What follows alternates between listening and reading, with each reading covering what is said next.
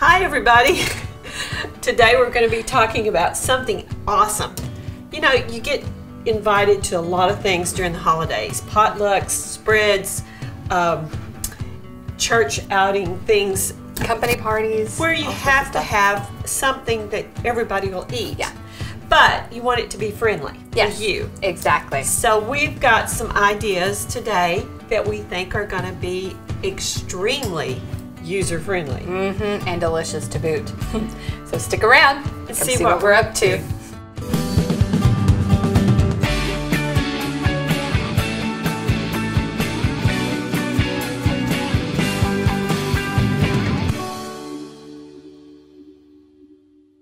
Wow, this stuff already smells good. I know. And we haven't even put any heat to it yet. Yeah. So you got bell peppers and onions. Yep. Garlic. Yep. And ground beef. Ground meat. And black beans. Uh-huh. And you drain these black beans. Yes, I drained and rinsed the black beans. Okay. So we're going to put this together to make a beautiful and delicious and really, really healthy taco soup. So first I want to show you guys something. A lot of times in my recipes, you guys will hear me say to heat your oil until it shimmers. I want you guys to kind of see. You see how loose that is and how when you kind of move it around, it just kind of shimmers? That's exactly what I'm talking about. I just wanted you guys to see that because I know some people, until they visualize, until they see it, they don't exactly know. Well, but that means that our oil is hot enough and ready to sear the meat and sear the vegetables. Exactly. So what we're going to do, we're going to pop all of these things into the pan, just like this. How much of this garlic do you want? I want a tablespoon of garlic. Whoa! That's going to be some serious garlic. Hey. That's all right. Garlic. You never go wrong with onions, bell peppers, and garlic. Yeah, I think you could put it on mud and it would taste good. So probably. Okay. All right, we're just going to take a minute there. Yep. I'm going to go ahead. I'm going to add a little bit of salt, a little bit of pepper, and what we're going to do is we're just going to saute these until they're just starting to get a little tender and a little translucent.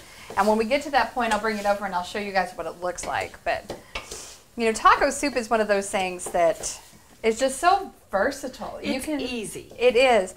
And this is one of those things you can toss any vegetable, any meat into it and it just... Well, you can do it with chicken, you can do it with beef, you can do it with venison, you can do it with pork, you can do it with just about anything. And you can use other kinds of beans. Pinto beans, I wouldn't use pork and beans, but pinto beans, even garbanzo beans if you like those kind of beans. Any kind of red beans, white kidney beans. Yeah.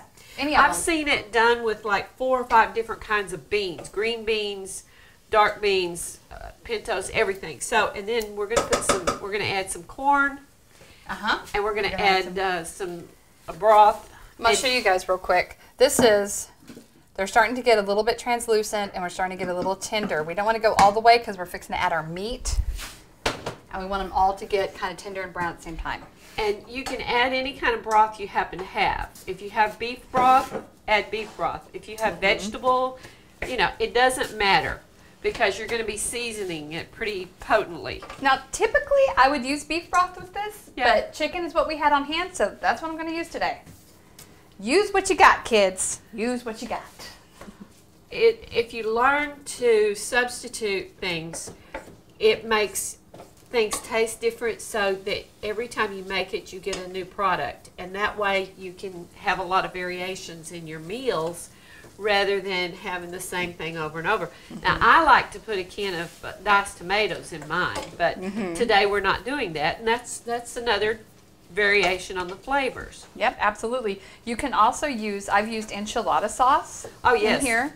I usually put a can of enchilada sauce. If I'm doing chicken, I can do green chili sauce. If I'm doing beef or pork, I use a red chili sauce along with a packet of the taco seasoning. Yep. And if you don't like taco seasoning, you can also use fajita seasoning if you wanted to. Well, there's a burrito seasoning too. There's even an enchilada seasoning out there now. If I go to the cabinet and I don't have what I need, I'm liable to have anything in there. And it turns out good because it's an easy and flexible recipe. Yeah, exactly. All right, so this meat is browned off pretty good. All right, so we're gonna add a packet of taco seasoning. Ooh, it's got a hole in it. Wow, it's got a hole in it. So we're gonna be very careful adding this packet of taco seasoning because I'm spreading it everywhere. And we're also gonna add a box of chicken stock. You could add water. You could add water. You could add water. You could add wine. You could add beer. Yeah, a little wine is always good in anything. Exactly. It tenderizes the meat, for one thing. Especially, you can use like stew meat that are in chunks. That gives it a little bit different texture. And stew meat is a very inexpensive piece of meat. It can be very tough. Yeah, it can, and it really takes well to braising. All right, we're going to go ahead and add these beans. The beans. And these have been, like I said, drained and rinsed. Those puppies may not have gotten rinsed. Whoopsie. Yeah. All right, and then if you go in the freezer, Mama, we got some frozen corn in there. And the frozen corn is completely optional. I add it because a lot of people, except tough. I add it because, you know, a lot of people like it. And black beans and corn just really seem to go hand in hand together. To show you, I have a packet of black beans and corn here. There you go. That are completely already mixed. They have the bell peppers and onions in it.